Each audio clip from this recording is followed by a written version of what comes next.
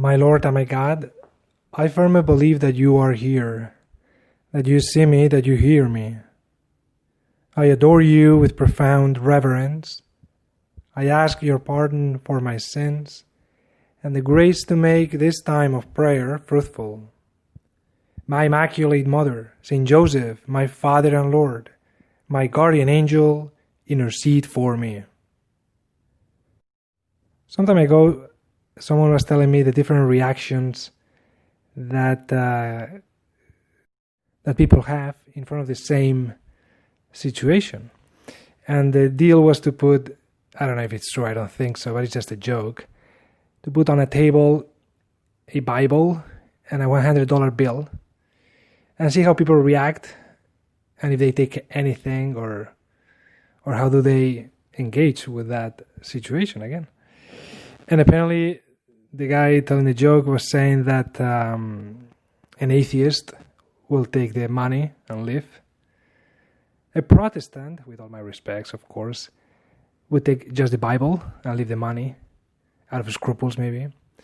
And then just the Catholic is the one that has the best reaction because he would take the Bible, read a little bit, and then use the $100 bill to mark the page where he stopped reading and take both with him.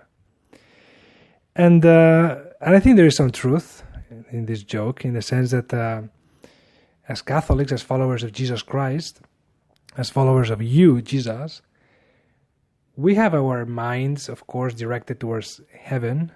We want to follow you. We try. And at the same time, we enjoy the world, human realities, even money can be used in a good way. Now the question is, my Lord, the difference between means and ends.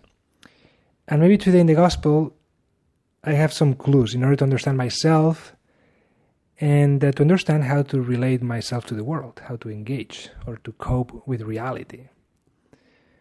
You went to the synagogue, says the Gospel, and it was Sabbath. It was a day of resting, the equivalent of our Sundays right now. And the Jews, Pharisees, were observing you, but like examining you, like a camera, sort of looking at you to see if there was some mistake, in other words, they were looking at you without love. And there was this poor guy, being sick, trying to pray in the synagogue on the Sabbath. And you look at him in a complete different way, not examining him, not trying to accuse him, but on the contrary, looking deep inside his heart and also his body. Again, in you, my Lord, in your humanity, we can see that you appreciate things that are spiritual, but also physical problems, material problems. Your first miracle is wine in a wedding, so it's very human. Anyway, you just called that guy, you put him in front of everybody and said, is it lawful to heal someone on the Sabbath? And now we go back to this idea of means and ends. For you, my Lord, everything is a means to love better. That's the key of the Gospel. Everything is a means to love better. All the law can be summed up in love God better, love your neighbor better as yourself. And even resting, of course, can be used as a means to get to know people better. Now is the time to examine myself. Is my prayer, is my sacrifice that I do when I, give up something for Lent, is my mortification, my virtue, helping me to love others? Or am I building something for myself? Am I intention in like a stiff, because I need to accomplish things in front of myself? Or I transform everything into an opportunity to reach out to others? This is what Jesus Christ did. Someone was sick and Jesus saw an opportunity to be more generous, to get out of himself. Even on a day of Sabbath, on a day of rest, he would say, I can do more. And this is what I should learn. Jesus is what I want to learn. that the law, all the precepts of the law, all the commandments in the Catholic Church, everything that I do should be like a lens, like a filter that increase my vision of people. And instead of getting stuck into my duties, even my resolutions, when are good and when are, very demanding about myself or whatever, all these things without charity are nothing. And the contrary, the smallest thing in this world, with the touch, with the fragrance, with the perfume of I want to serve others, makes sense, gives color, gives music to my life. The other day, someone was talking about freedom of spirit.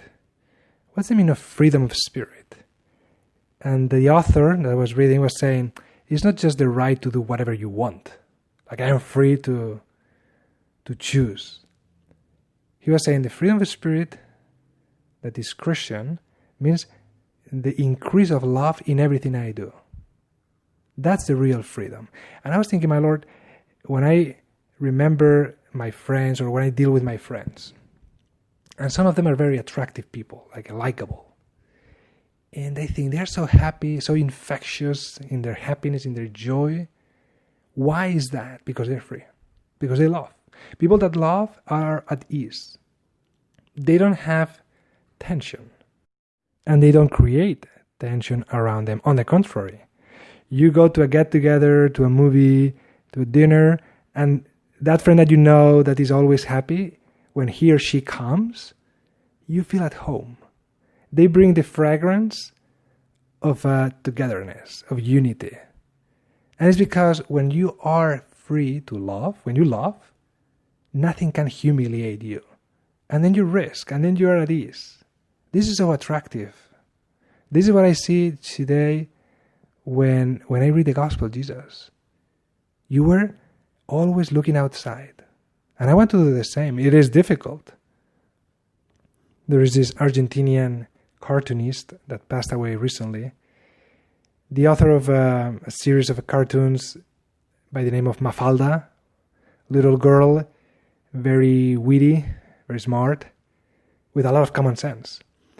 And she has a brother, and in one of the cartoons, one of the jokes that I saw once, the brother has flooded his room, and he's very happy because he's playing pirates, buccaneers, so he's floating in the room, and then he's jumping from one piece of furniture to the other with a sword, trying to conquer the world, and then the mom opens the door, and she's shocked.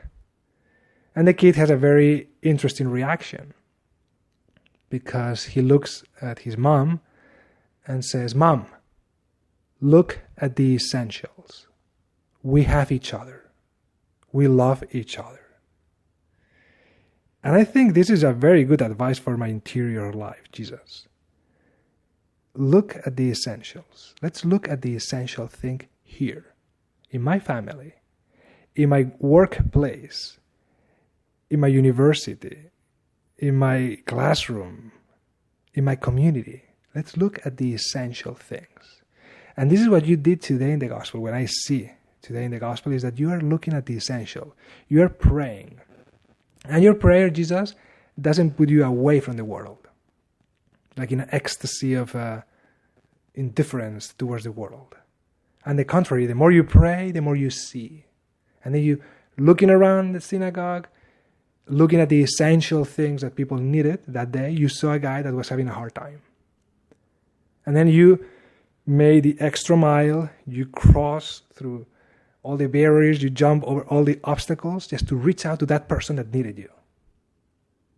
And then your rest, your prayer connected immediately with reality. How beautiful, Jesus, your life is. How simple, how essential.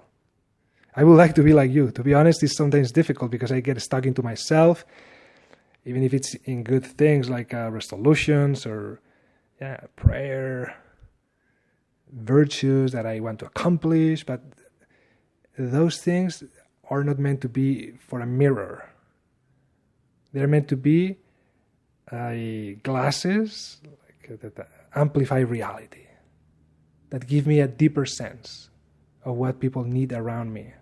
And then is when I'm happy, I'm free, able to love. Help me to be like you. Help me to be like your mother. Mary looked at the essential things in her life and in other people's lives. And she reached out to her cousin. She reached out to you when at Cana they didn't have wine, and many other times. My mother, clean my eyes. We are in the month of the Rosary. And when I pray the Rosary, I talk to you and I ask you to see the world with your eyes. So I want you to really help me to see things differently, deeply, with love, with freedom, and with the capacity of engaging with reality precisely because I pray. I thank you, my God, for the good resolutions, affections, and inspirations that you have communicated to me in this meditation. I ask your help to put them into effect. My Immaculate Mother, Saint Joseph, my Father and Lord, my guardian angel, intercede for me.